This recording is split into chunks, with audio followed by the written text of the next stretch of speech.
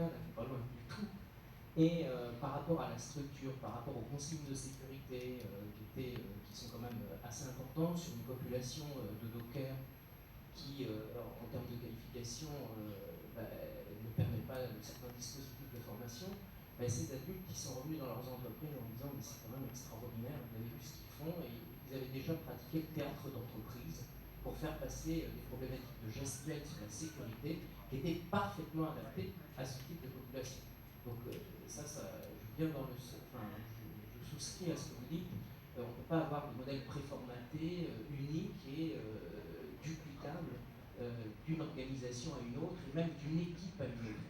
Mais tout ça, ça repose vraiment sur l'importance de ce que disaient aussi d'autres intervenants, c'est l'expression des besoins et la participation du terrain à l'expression des besoins.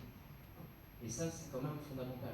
Et alors, je ne peux pas ne pas reprendre cette idée du compagnonnage, puisque je suis originaire d'une ville qui s'appelle Tours, et qui est le berceau du compagnonnage en France.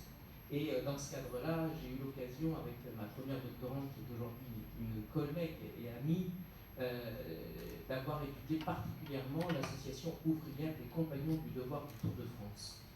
Et j'avais ces deux diapos à vous montrer en termes d'exemple, mais comme je parle beaucoup, c'est toujours comme ça.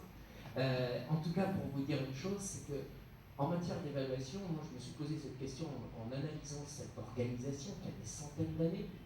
En fin de compte, on pourrait considérer que leur dispositif formatif, il est particulièrement brillant, et on pourrait l'évaluer de façon brillante parce que, encore aujourd'hui, des centaines d'années après son existence, quand on parle d'un compagnon maître, tout le monde sait quel niveau de compétence c'est. Et tout le monde y accorde un degré d'excellence qui n'a pas bougé depuis tous les temps.